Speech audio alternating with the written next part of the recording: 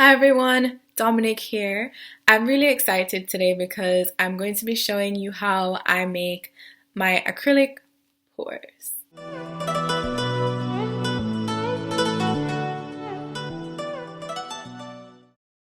It's a really fun process and it can be easy as long as you have the right stuff. So this video is to really show you what I've learned along the way so that you can consider them before you try it on your own, to save you heartache and pain and a huge mess.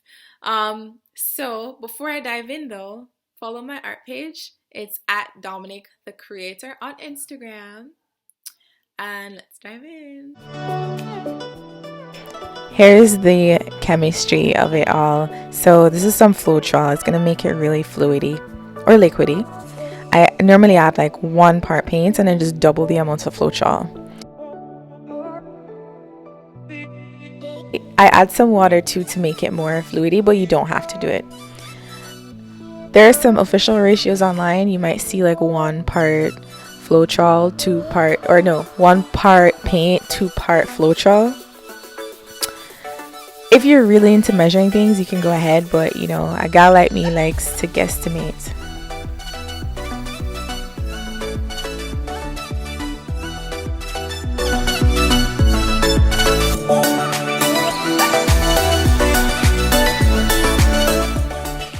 This is the part where I combine everything into 1 cup.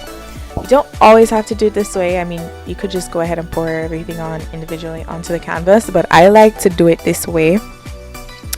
And some method to my madness, I'm doing it from lightest to darkest. And just a small tip of black because I don't want it to dominate the piece. And then we're gonna go ahead and repeat until the cup is full.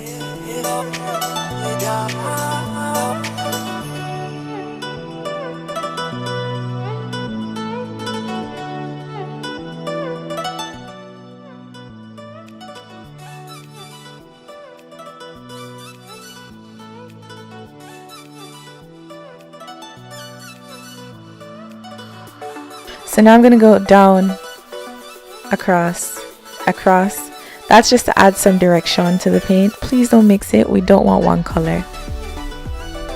I ran off and I made another cup of paint. You guys, I needed a pop of gold. You know, with this process, it's all about the feels and I felt like I needed it.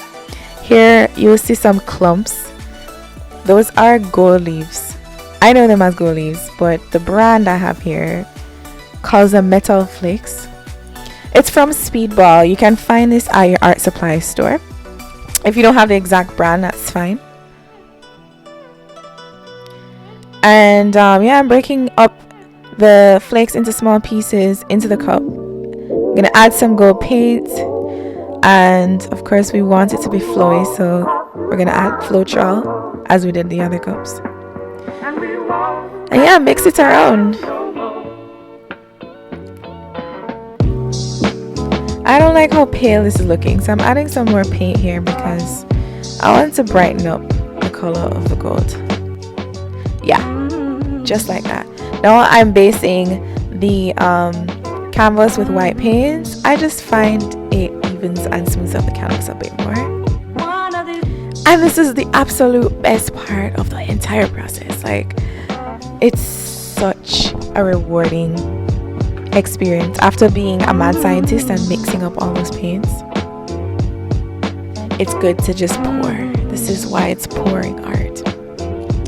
So I am just spreading the paint around a bit faster because I know I want to go in more than once. So bear in mind, there's always a method to your madness. I like to go in more than once because it works for me. Oh, we're already seeing the gold flakes. It's so gorgeous. So I'm adding the rest of the contents in the cup, and as you see, we get to the bottom. You know, we started off with light, so it's gradually getting lighter, which is really cool. It's flowing. I love it. I love it.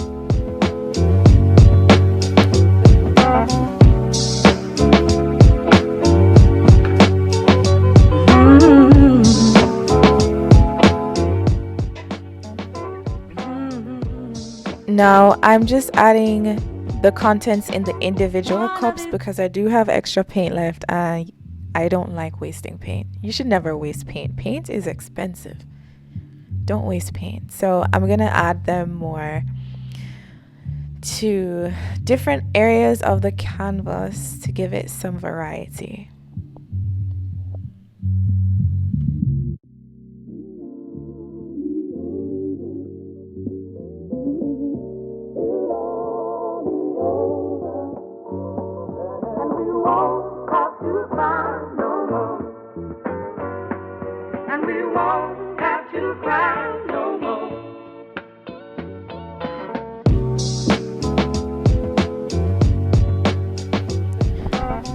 So moving it around really does help the paint, the different colors, to kind of form a marriage that's completely organic and really cool. Like, this is the beauty of the flow, like paint coming together as one. You can manipulate how much white you want versus how much blue or whatever colors you choose.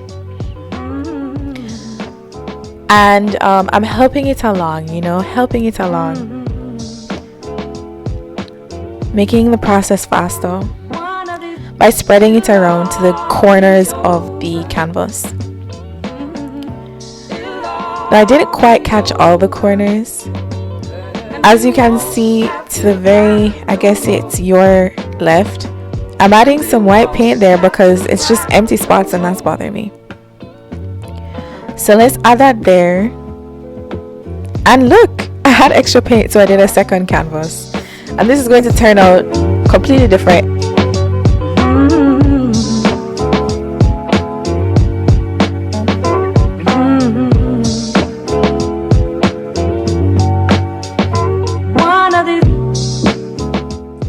So the paint is dry. I moved it, made sure it was dry before I did. It took 24 to 48 hours. Then I added some resin. That takes another 24 hours to dry.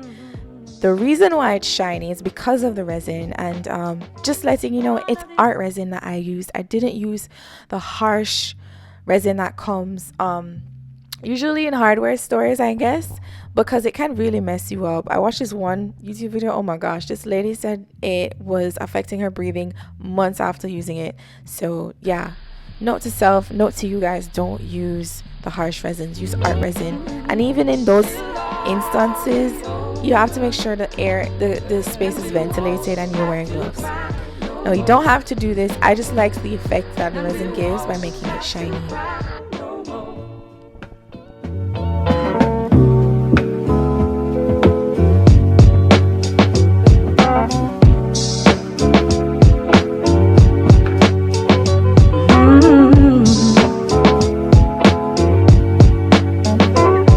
Enjoyed the video. That was my process. Some key things I wanted to dive in here before sending you all off to try on your own is the whole paint situation. Now, you notice I said don't waste paint, and there's a bunch of paint on the table. It's the process.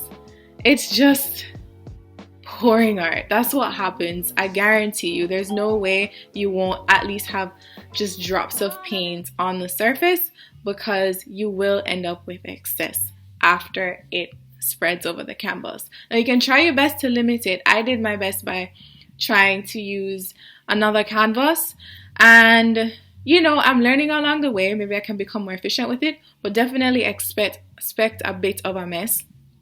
The second piece is the resin. So I didn't actually show you that process over the camera. I just feel like it deserves its own video. Perhaps it's such a different process, and it was just an optional process for me. There are a bunch of resin videos online that I watched in order to feel comfortable with the process of adding resin, but again, it's not necessary for you to complete your piece. I just like the touch. The third piece is the ratios, because I know, okay, first of all, if you haven't noticed already, I'm Jamaican. I like to guesstimate. I don't like to follow the exact measurements as much. So you'll notice that I said I do 1 part paint, 2 parts Floetrol. Essentially, tubs of water if you want it to be more fluidy after mixing the paint and the Floetrol. But it is completely optional. Again, you don't need to add water. I think I was kind of mixed up while I was as I was doing it, so I wanted to clarify that piece. I do 1 part paint and just double the Floetrol and tubs of water if you want it to be more fluidy. And the last thing is to just have fun with it. You don't need to be a quote-unquote artist. You don't have to identify as a painter in order to do this process. I think everyone should try at least once. It's so fun and it's so relaxing, especially when you get to the last part. So here's a deal. If you create your piece, send it to me. I would love to see, like, hit your girl up. As a reminder, my name is @DominicTheCreator_ on Instagram. I'd love to share your piece with my followers. I would love to it would make my day. I'm not gonna lie, it would just make my day if you made a piece and sent it to me. So yeah, that's it for today, and I hope you enjoyed the video. Feel free to share it with your friends, your auntie, your mother, your sister, your uncle, everybody. We're all creatives, okay? That's one thing I truly believe, is that we're all created to create, and it doesn't have to be this medium, but this is just the medium that I truly enjoy. It's one of the mediums I truly enjoy, so I'm excited to share that with you guys today.